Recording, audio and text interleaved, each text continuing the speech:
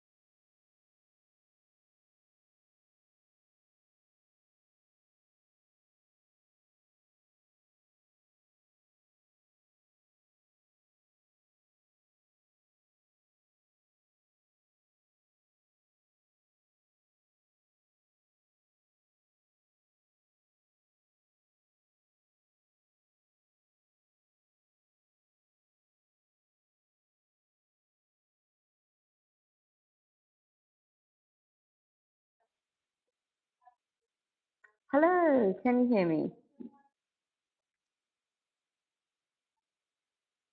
If you can hear me, there's a little chat box at the bottom where you can see me type hi. Just let me know that you can hear me there. Just a Y will suffice. Hi Sabine, how's it going?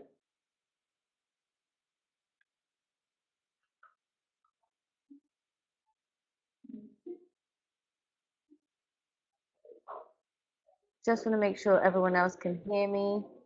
If you are online, just let me know you can hear me. There may be some background noise. It's just an event in our office, but hopefully with my headphones, you should be able to hear me properly.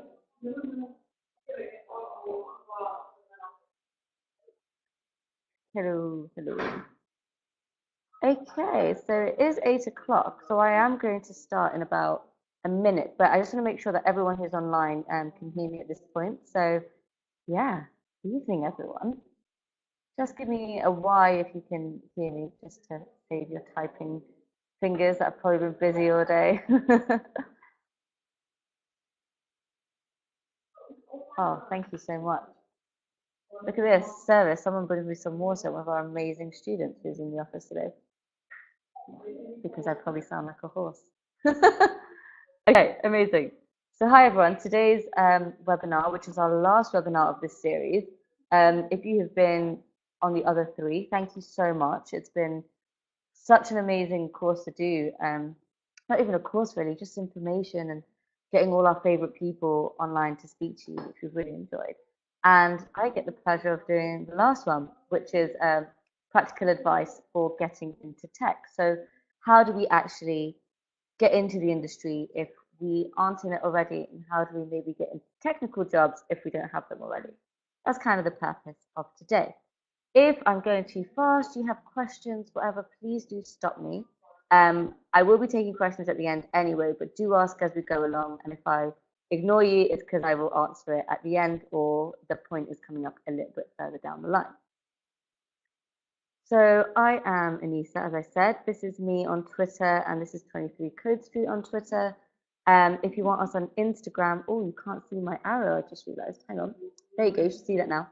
If you want me on Instagram, I'm Anissa_OB, and then 23 Code Street is still the same. So do pop by, say hi, let us know what you thought of the webinar, and give us some feedback, because we're thinking of doing this again, and we just want to know what worked for you, what didn't work for you, and what you would like to see more of. So, in case you don't know who I am, this is me and my dog, Lady Grey. I think am I wearing the same jumper? No, I'm not. So, I am the founder of 23 Code Street. We've been going for almost 2.5 years now, and we are a coding school for all women, so people who are and non-binary people. We are a trans inclusive organization, and we basically include anyone who wants to be part of this industry and who wants to be part of our courses. We have a one-for-one model, which means that for every paying student on our courses here in the UK, we teach women in the slums of Mumbai digital skills. We want people closest to the problem to have access to technology to be able to solve those problems. We shouldn't just be the people solving them for them. And here in the UK, we want to create a more inclusive tech industry and a place where more women have technical understanding and skills to make decisions. So not necessarily developers, but people with technical know-how to be at the table, and also to build businesses and so forth. If you want to find out more about us, please do ask questions, and there's a little thing at the end that has a bit more info. So, what is tech? Obviously, tech is short for the word technology, and the dictionary defines it as a collection of techniques, skills, methods, and processes used in the production of goods or services, or in the accomplishment of objectives such as scientific investigation. It's a really complex definition, and the one we use is a bit more simple than that. Tech is anything digital. So when we say that, we're talking about any innovation that requires the World Wide Web to function, or that requires software or hardware to be part of that product. So we just basically define tech as a collection of digital skills as opposed to a whole idea of production of goods and services, etc. So when we talk about technology, we talk about technology companies that have tech as its focus. So what that means is if the company relies on tech to be a company, so for example, Netflix only works because it is tech only, we would say that is a tech company. If we were talking about a company like Primark that does have a website, let's not shop at Primark, but you get my drift, which is a primarily clothing company, that wouldn't be a tech company. Does that make sense? So I'm really annoying. I wait for people to reply to me before I carry on talking. Okay, awesome. Cool. I thought someone was typing. So excellent. So we know kind of what the tech industry is and some of the companies in it. Name some big ones, include the Googles, the Facebooks, Amazons of this world. But obviously there are a lot of other smaller companies, so we would be one of those. And then there are people that you probably know and use, like Babylon, which is the GP online and GP at hand service. Then there's people like the Clue app, which is period tracking. Things like obviously Uber and Get Taxi. All of those are tech companies. So what jobs are there in this industry if it has such a wide spread of things that it could cover?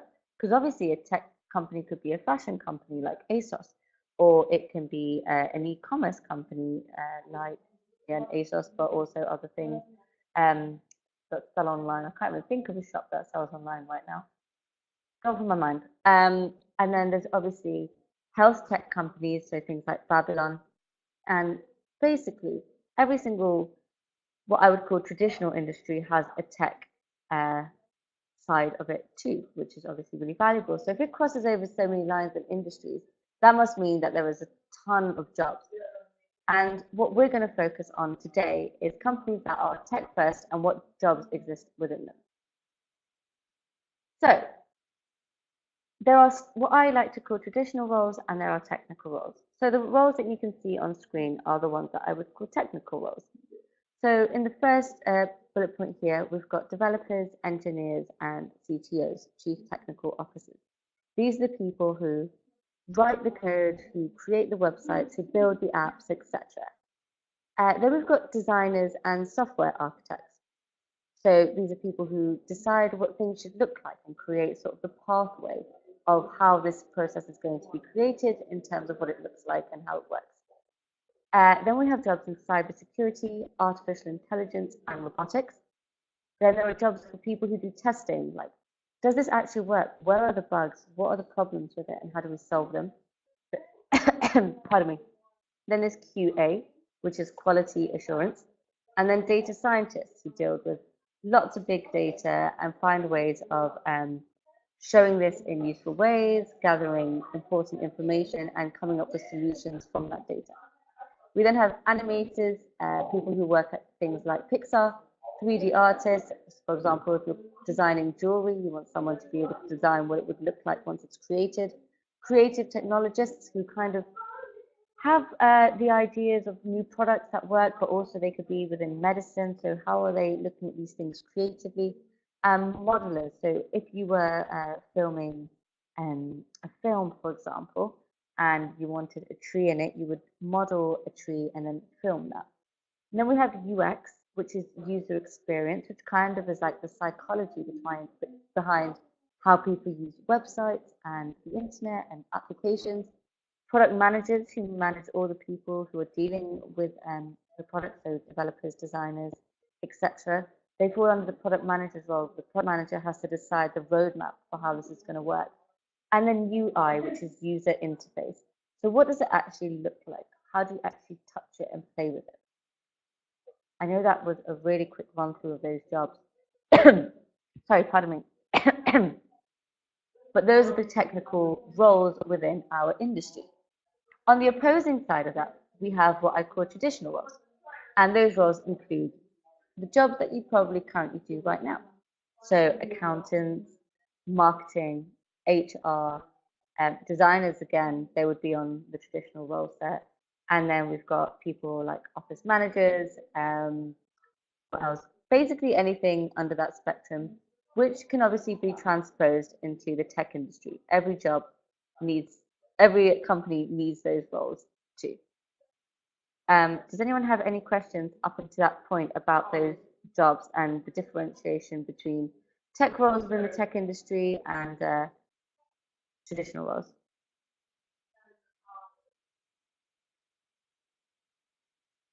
Okay, great.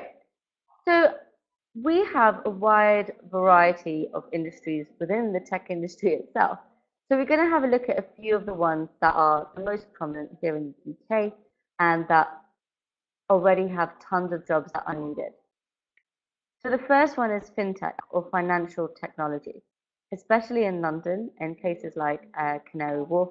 The financial technology scene is booming. And by financial technology, we're talking about things like um, competitive banks like Starling and Monzo. We're talking about insurance products. Some people may have heard of Umbrella and so forth. We're talking about saving tools with things like Nutmeg. So the financial industry in the UK obviously has always been huge. We're kind of the financial capital of Europe in that way. So it only makes sense that we also have the capital of financial tech too.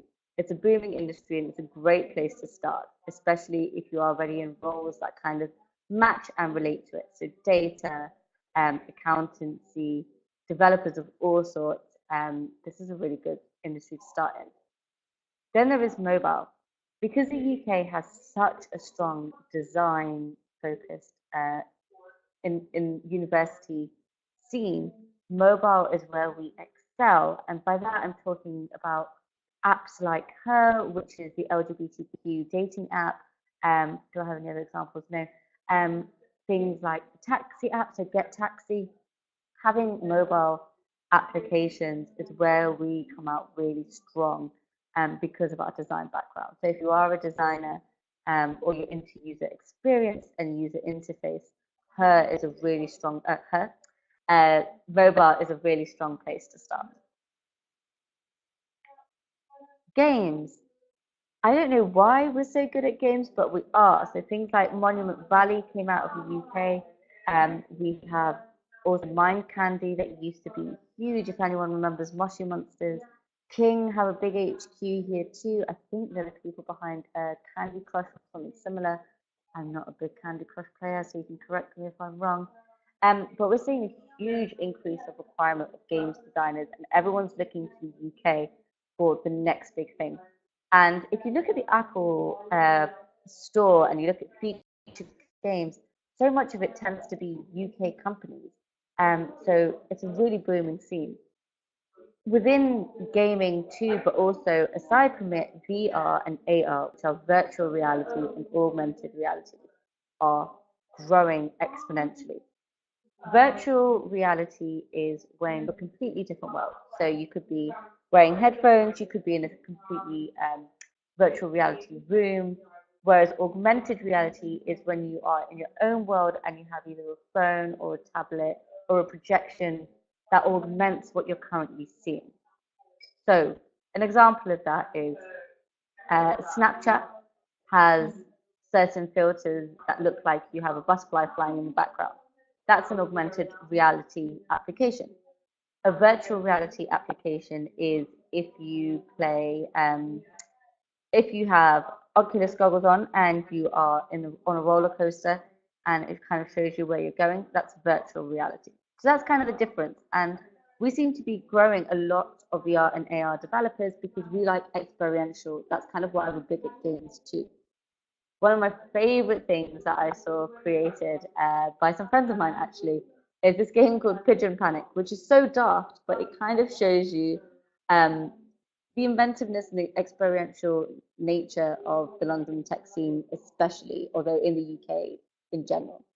And Pigeon Panic allowed you to have, or allows you to have an app, and you look through it, and there's a bunch of pigeons, and in the real world, you run at them and they have to fly away.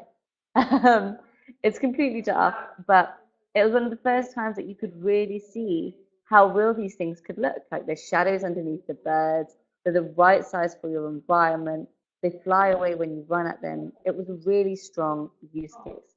So if you're into games and you're into tech and you're into modeling, um, this is a really good industry to go into. Has anyone heard of everything as a service? Does that ring any bells to anyone, or do they know what it means?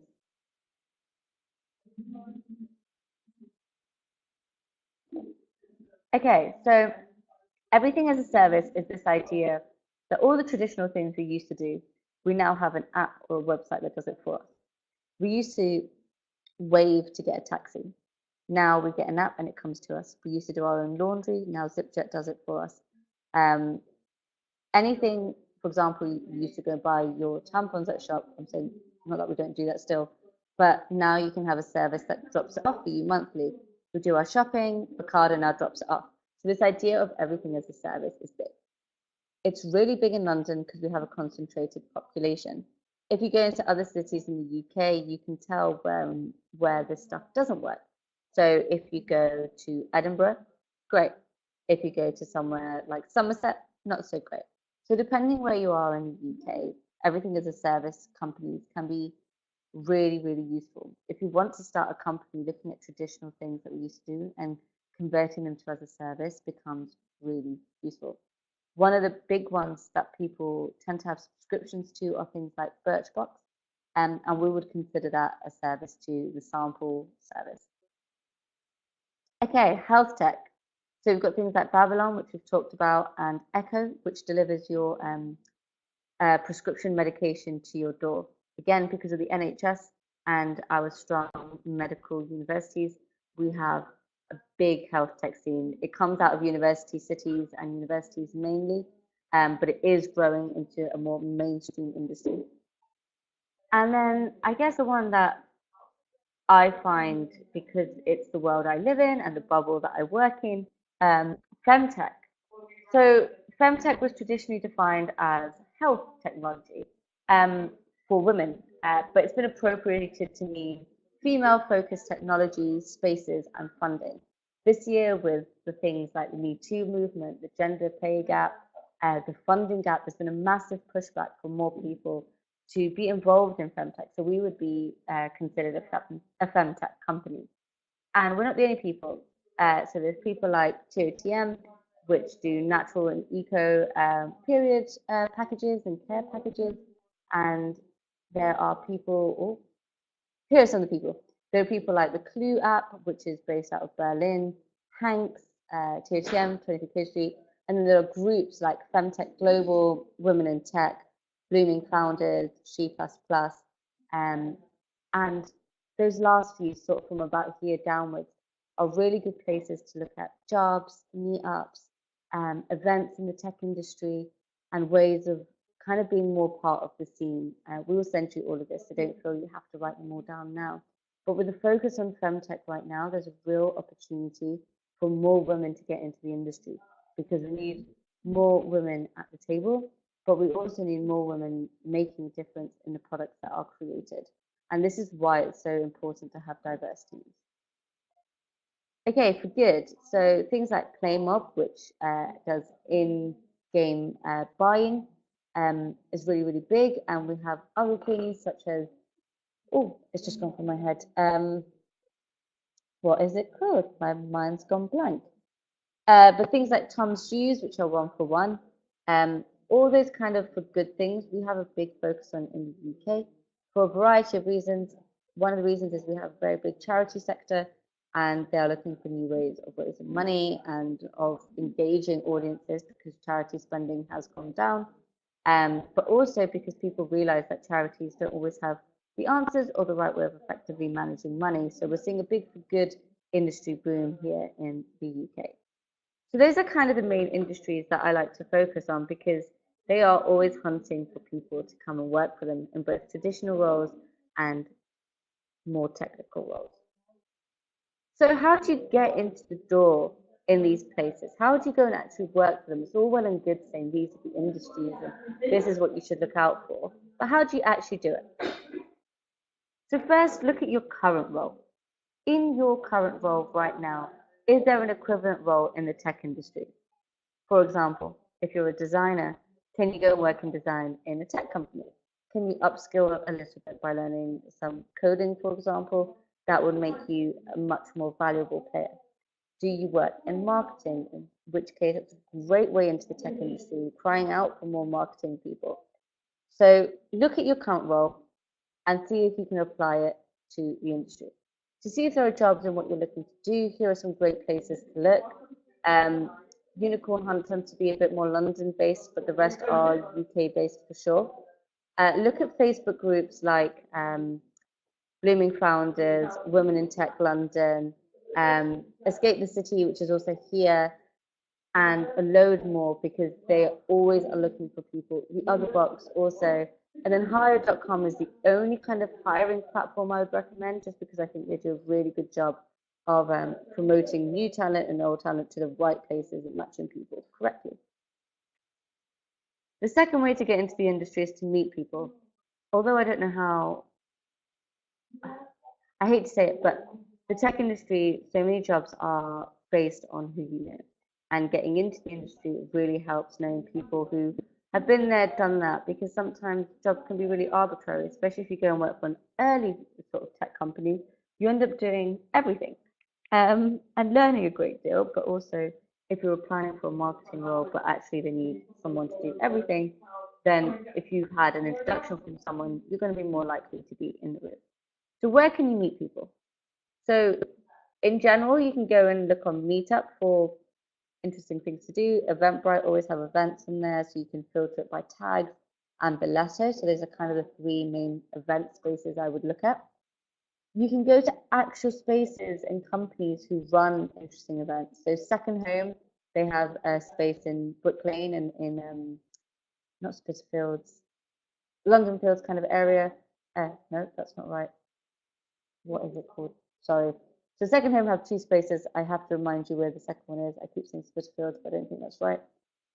Campus London, which is Google's space, they do incredible events. They're closed until January, but they're a great place to look for it. Sign up to their newsletter, sign up to their Slack group and get involved. Bloom's is a women's focused co-working space. They do some great events. Again, sign up to their newsletter. Level 39, if you're interested in fintech, is in Canary Wharf, and I just really highly recommend what they're doing. Companies that run great events and for free are General Assembly. You can go to some of their free introductory courses, which are really useful. Monzo, which is the bank, you can go to their offices again in London, and they do some great events too, especially on introduction to tech and finance. Twitter always do good stuff. They even do free courses sometimes. So keep an eye on what they're doing. And Yolt tend to do some cool things too. No one talks about Yolt, but I've always been really impressed with their events. Reach out. If you see something you like, for example, say you say, I really want to go and work for 23 Code Street. I love what they're doing. Reach out on LinkedIn. Do you have any common people that you know? Or reach out directly with a DM. Email us. Send us and follow us on Twitter. Tell us what you like. Get involved in the conversation. Build a relationship that way. Instagram in the same way. Use social media as a way of joining in conversations, showing that you're really keen and interested, but also that you're really involved in the industry already and that you really want to move up in that world and be part of the stories that are being created. I think it's really valuable to use social media as a reach out tool, not just always a self promotion tool. So really use it to its full potential. Join groups. So I love Facebook groups because I think there's always such amazing support and conversations. These are some of my favorite. I probably would add the other box to it, but that's less tech, more creative. Aiden's List is an amazing group. They use Mobilize, which I'll just type here, as their forum of choice. You have to get accepted or be on the waiting list for a little bit until you get in. It's not elite by any means. It's just that they have a really long group of people and it's run completely by volunteers. So bear with them as they work that out, but follow their Twitter, sign up for their newsletter. And then Slack groups. The Campus London Slack group is amazing, and so is the YS one. And there's some really interesting opportunities that get posted on there, but also interesting events. And again, that idea of being able to build relationships, because so much of getting in the industry is about building relationships. And then number 3 is to learn. If you want to have a more technical role or understand more about the tech industry, learn how to code. I'm going to say it. I love it. It's what we do. So obviously at 23 Code Street, we do 12-week part-time coding courses to give you the foundational understanding of what coding is. We give it to you in a holistic way so that you do both front end and back end, and that you kind of understand the end-to-end process of building a website. Actually, while I'm saying that, we have our graduation on Monday. So if you were interested in joining one of our courses, do come to graduation on Monday at 7:30 here at HQ, because you get to see what the current course have been doing, what they've built, and what you can do in that time and speak to some of the students. If you prefer to learn online, we do live webinar courses, but Treehouse have online courses, which is to work at your own pace. Code Schools online, Skills Matter, Code Schools online, and so is Code Academy, which is what I was going to say.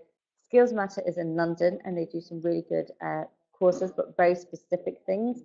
I always recommend going to Skills Matter when you've done some basic coding already, because they do some really great top-up type things and really specific type things that are just brilliant, and they get some brilliant people in to do it. The Apple Store is always the one that surprises people, but they do free courses. You can go and learn Swift, which is Apple's language for building applications.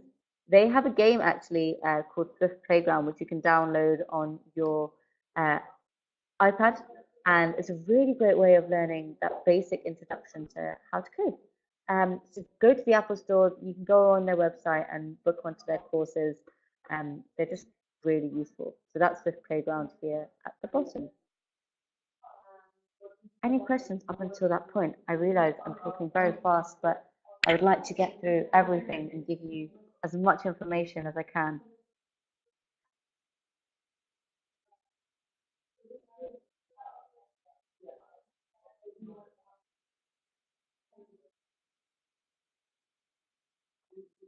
Oh, sure. Yep. So our courses are in person are £1,500. That's for 3 months, and you do 2 nights a week and 2-hour courses. So usually either a Monday and a Wednesday, or Tuesday and a Thursday, from 7:30 p.m. to 9:30 p.m. We do an online course. It's an introductional course. We run it like this. It's a webinar course. You'll see coding here. You'll see slides here. And the next one that we're doing for that will probably start in February. The next in-person one will start January 21st. And the live webinar course is £550, and the in-person course is £1,500. This is 12 weeks, 1 night a week. This is 12 weeks, 2 nights a week. So you obviously get a lot more in the in-person course, but the reason we couldn't do all of it in a live webinar course is some of it is too complex to be able to do in this format. But we are currently building a platform where we will have courses, a bit like Treehouse and stuff, with videos recorded for you to watch.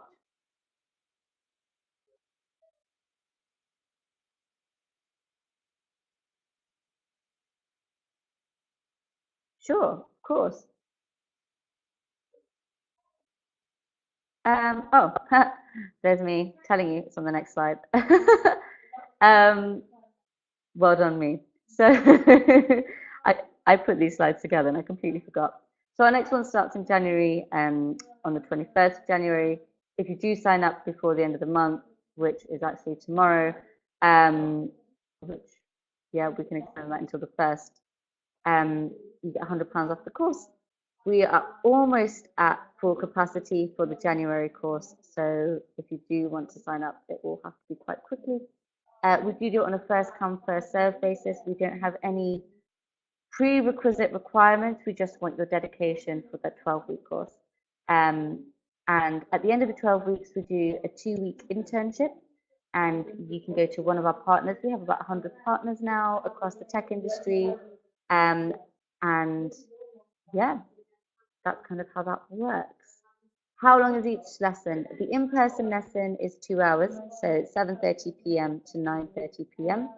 And the webinar course is an hour and a half, so 7:30. Is that right? Yeah, it's 7:30 to 9 usually. Yeah. So if you want to learn from books, there's some really interesting books. Computational Fairy Tales really explains theory and concepts in a great way. Zen and the Art of Motorcycle Maintenance is a more kind of an interesting approach to how tech and programming kind of works. It's definitely not a technical book. It's more an understanding of the world. Creative Code is like you would have a GCSE A-level book. Creative Code is a technical book and it's great, and Clean Code is the same. These are the two I would recommend the most. They're brilliant. And then go to meetups. There are loads of places that you can go and meet people and kind of feel like you're within your peer group, people who are learning how to code, people who have been doing it for a while and they're learning something new. And then you've got founders and coders who do courses as well, full-time courses. So have a look at these places and understand where you fit in and what you enjoy. Until you try them all, you don't really know what you like and what you don't. And these are kind of my favorites and the course's favorites, so we always recommend them. Some myths. Oh, there's a question, so I'm going to stop for a second. Hey, there we go. Can anyone code? This is literally where I'm getting to. Yes, you do not have to be a maths genius or a science genius to code. You need to be able to read and write and have dedication to learning. Does everyone enjoy coding? No, but there's definitely a coding language for everyone. And I think that's what's really interesting, that once you get over the big initial learning curve, you can find the bits that you enjoy. For example, you can do the front end bit where you make things look good and you really see what the customer is going to be doing. Or there's a back end bit where if you like maths and stuff, or if you like organization, things like databases and building in functionality for that stuff is really, really fun. So it's a complete myth that you have to be a math genius. You are never too old to learn how to code. The oldest person we've had on our course was 55. She's not incredibly old. I met a lady the other day who started learning to code when she was 72. There's obviously the big story that Apple promote about the woman in China who was 90 when she started learning to code, and she builds games. So it's a complete myth that you have to be young and be doing it for years. The other myth is that coding is an isolating career. You don't sit there with your headphones on and code. In fact, I'm gonna show you what it's like to code. Um, this is people coding right now, and they're part of the course, and they're actually in here today as an extra lesson because their graduation is on Monday, and they're working in teams, and it's loud, and it's collaborative, and it's all those things. But it's also great from the noise, and you want to work by yourself, that you have that ability to. Most people who code in pairs. We call this pair programming. So it's not an isolating career whatsoever. The other myth is that you're chained to a desk. Nope, you can code from anywhere. You can code from the beach if you want. Um, you can get rich quick. This is a myth. Learning how to code takes time. It takes time to master, and you're always, always learning. It doesn't matter if you started when you were 7 or you started when you were 17 or when you were 70. You are always going to learn because tech changes so quickly. So it's not a get rich quick scheme. A myth. You can't build your own company. You totally can. I think it's really interesting that people say that you need an outside developer to build your company. If you want to build something, building it yourself is a really great way of starting it. Doesn't have to be a lot. Build MVPs, minimum viable products, the most simple version of what you want to create to get customers, to get people interested, to get investment, to grow your team. Those are kind of the main myths. And I guess the other myth that I find the most annoying is that only men code. It's frustrating because obviously the industry is very male dominated. It's a fact. But women make great developers. In fact, there was a recent survey by Stack Overflow that showed that in comparison, women had less errors in their code and progressed quicker with their learning. That's not to say that women are better than men or that men are better than women. It's just to say that everyone can code. It's a complete myth that men are better at it. And I think it's really important to make that clear. The only way to know if you like to code is to try it. Yeah, so don't feel what's the word I'm looking for? Intimidated by the myths that you hear. The industry is super welcoming and super open, and it's about getting the first foot in through the door. That is the hardest, but it's also the most exciting bit. So we have about 20 minutes to do questions, because I know that this bit is really where we can help each other. So please do ask all the questions you have, because that's where I can be of use. And hopefully some of that was useful.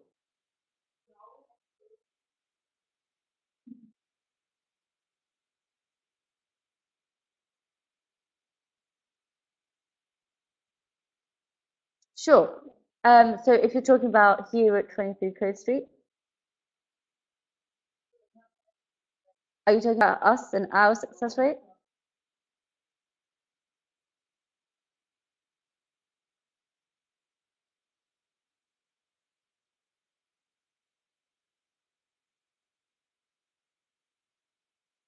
There isn't an industry in general rule because obviously you can't measure that. People learn to code from all sorts of industries and areas, so there isn't a measurement of learning to code to jobs. We don't measure our success based on people finding jobs, finding coding jobs, or developer jobs. We base our success on people being in jobs that they are happy with. So not all of the students who come in want to be developers. We have a lot of industry execs who come in because they want to be able to manage their team correctly. So that's kind of how we manage our success. I know that's not a very useful answer, but that's how it works for us. Just so you know, all of our students in the last cohort did a internship with a partner within the industry, and we've got teachers who we've hired who are ex-students. We've got students who've gone to work for companies we know as developers. So yeah, you get there, but it takes time and it takes effort and it takes real hard work to get there. Any other questions?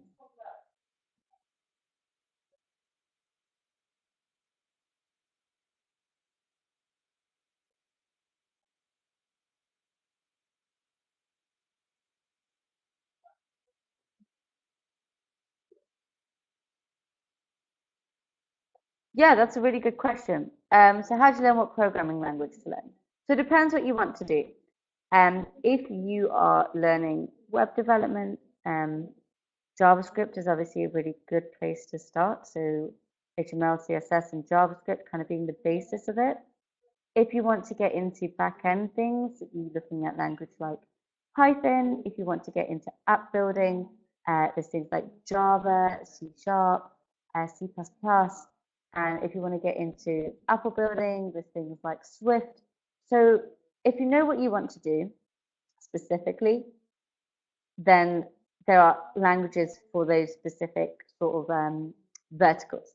If you want to just dip in, I always suggest learning with web development. That's why we do what we do, because it's the most accessible and it's the biggest way of being able to jump into other languages. Because once you have the basics, you can probably learn most other things. Does that make sense? Cool. If you want help with finding out what language you want to learn, do send me a message about the vertical that you want to work within, and I can sort of guide you on what that language could be. Is a developer job a long-hour job and very stressful? It can be. It depends who you work for. It can absolutely not be too.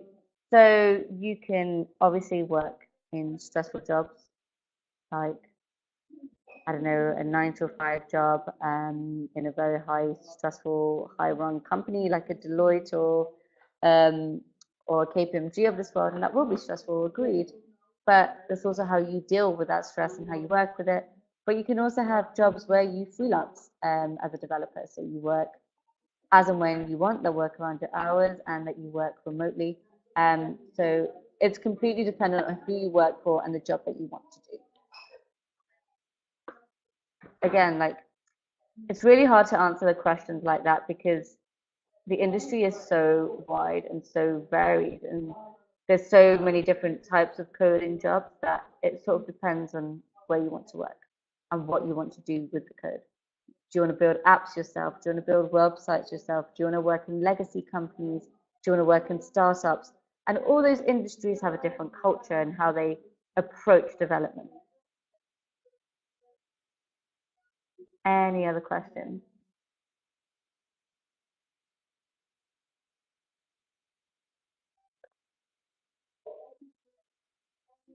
Do I not have any more questions? Wow, I left ages for questions. I thought there'd be loads.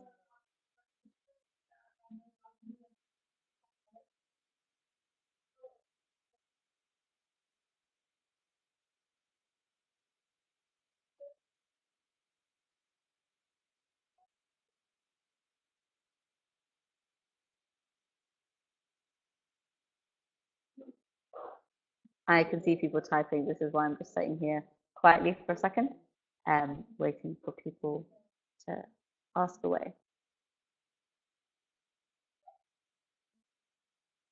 Petra, let's talk about that offline, so we can get specifics of what you want to do, because I think it's really important that we guide you in the right direction. I kind of know that you were looking at WordPress before, so let's chat about that. So Slack me afterwards, and let's have a conversation. Can a non-tech person start a tech company and learn? 100%. That was my role. When I was 19, I started a company. I did it with a developer. It didn't go very well. He left. Well, the company went well. Our relationship didn't go very well. He left, and I learned on the job. And that's why I think it's really valuable to have at least the basic understanding, so you know when things are going right or wrong. So yeah, 100%. I think it's really possible. And also, if you're starting something like an e-commerce shop or you're starting a service, using something like a Squarespace or a Shopify is a really good place to start, and anyone can build those things. So decide what your most basic version of your company is, and can you do it with the most little amount of code? Because once you prove that it works, then everything else you can learn to go along. It takes a bit of the pressure off. Because the first and the most important thing is to just actually start. When you're starting a company, I know that sounds so silly, but having your most basic version of what you want to create gives you a lot of that. Can you recommend which programming language we could start with? Yeah, so it depends entirely on what you want to do. Sabine, it depends on whether you want to work in the front end, so what people can see, in the back end, for example, the data and the algorithms, that it kind of depends on.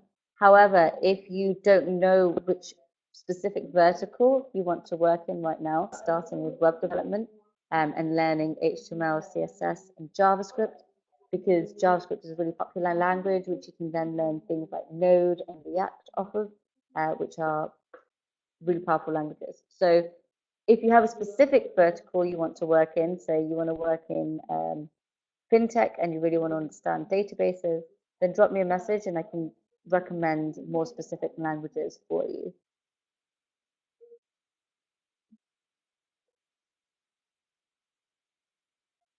Again, we don't rate our candidates as well, our students as most successful, because it's not on getting development jobs for us. We're not like a makers academy. That's not our goal. The people who want to become developers, we help them become developers, and those who do the course because they just want to learn, that's how we do that. So that's not how we rate our students. If you're talking about who the students are graded. Sorry, what do you mean by graded?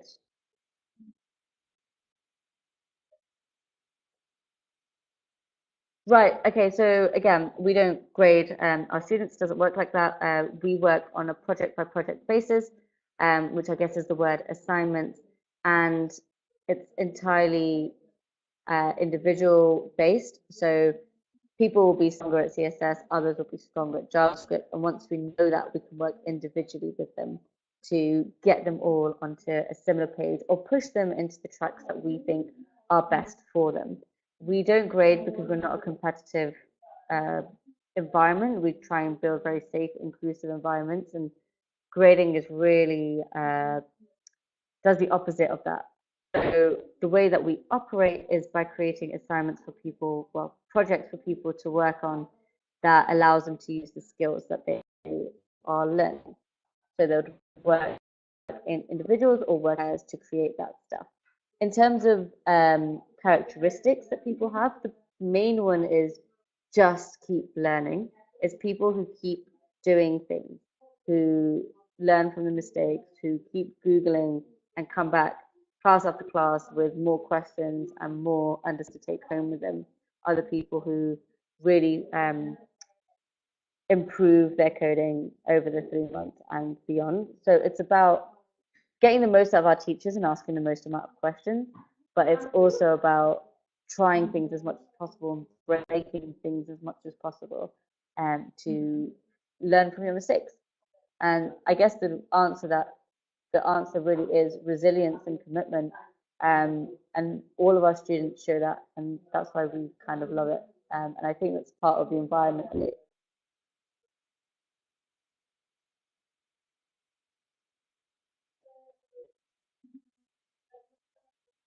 Yeah, so the certificate is by us. It's not a outside certified program. You'll see that most coding schools are like that because it's really hard to get um, government or university certifications due to the changing industry of tech. We want to be teaching the latest, most current things, and you can't do that if you become government certified because you have to go through a 3-year cycle, and we didn't want that. We want to teach the most current. That's why all our teachers are actually, so that we have the latest, most up-to-date things that we can possibly teach. Also, actually, from that point, in the secondary, no one looks for certificates. People look for the skill. So in most interviews as a developer, you will get a technical challenge, either in pairs, as a group, and also an individual one. So that's something to bear in mind when you go into that space. But yes, we do provide shiny certificates.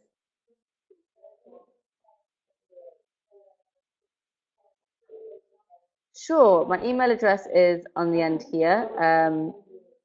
Well, it's hello at 23 Code Street, and mine is Anissa at 23codestreet.com, which is just now. We will send you all this information anyway.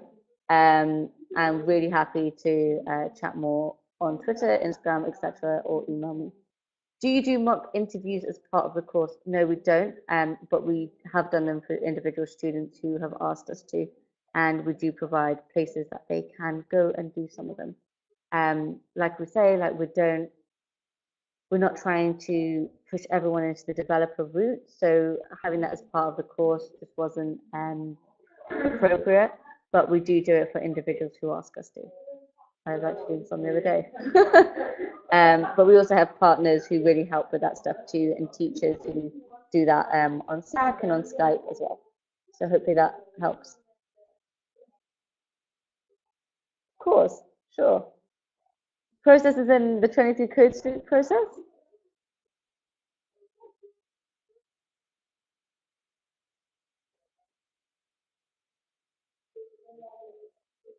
Yeah, it is. No. No, it's no, that's fine. Um, yeah, the interview challenges are super interesting. Because for me, and this is what I love about tech, it's based on what you can do and how you can show that you can learn, as opposed to having an arbitrary certificate. Exactly right, exactly.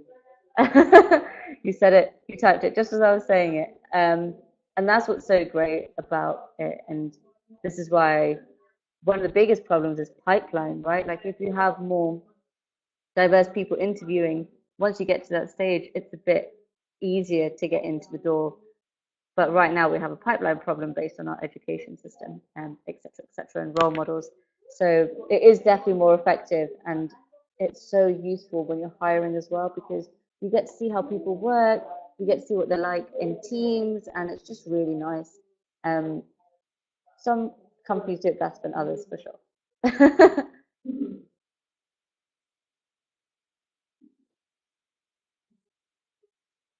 Just looked in this video and I realized I had a crooked nose. Sorry if you just saw me touching my nose. Um, the things you learn when you do a webinar course. Any other questions? We've got about another 5 minutes. So please do ask away.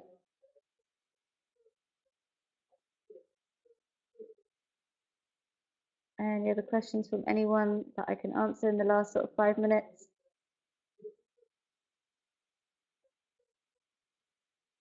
I'm just here, so if you want to use me, please do. But otherwise, you will get all the information tomorrow. So we will send you this webinar recorded if you want to listen back to it. But also, obviously, all of the slides within it have information that you can then use. We really request that you don't share the link to the recording. That you don't send out the link to the recording. It's something that we do for you and internally, because we hope to do these again, and we will be putting them on our own platform when that's released next year. So that would be really useful. And then please do send us emails, etc. Please do. So they will send you emails, etc. Of sorry, let me rewind. I got distracted by the question. Please do send me emails, etc. If you have any questions that we can help you with. Really happy to, and send us questions about the webinar, and if you have any feedback for us on how it's better. I know we've done 4 and some have had really great feedback, so I'd love to know what you think and how we can do more, or what you'd like to see more of. Did we miss a subject this time? that you'd like to hear about? Is there something we could have gone more in depth into? So do shout. Please do a web version of your in-person courses. We do a webinar course. It's 1 night a week as opposed to 2 nights a week, but it does run for 12 weeks, and I teach a couple of the sessions and the rest are taught by other teachers. Oh, Joe, I'm so happy to hear that. That's really, really cool. Please do watch them. I'd love to know what you thought of all 4 of them, and how they compare to each other and whether they were useful to you. Obviously, we've loved doing them. It's been really fun. Everyone's been really engaged. So thank you. I appreciate you saying you won't share them. That's really kind. It's just more a case of right now while we work things out and the IP of it all, that we want to make sure we can put it all out together on a platform at some point.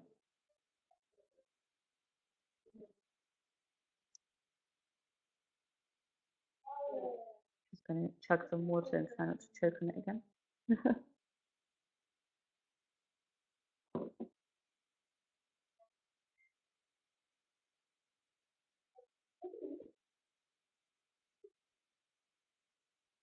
Joe, feel free to drop me an email. I'm happy to chat about things. It sounds like you're doing a lot, but yeah, give me a shout and let's chat. You know Serena, don't you? I think you know Serena. But yeah, come and oh, you don't. Ah, okay. Sorry.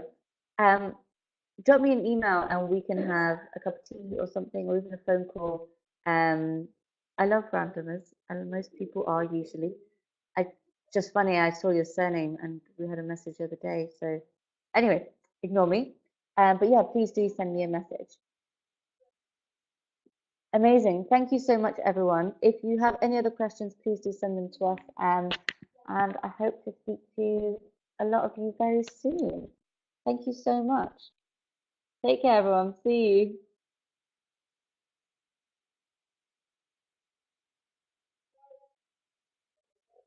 You too. Have a nice evening, everyone. Cheers.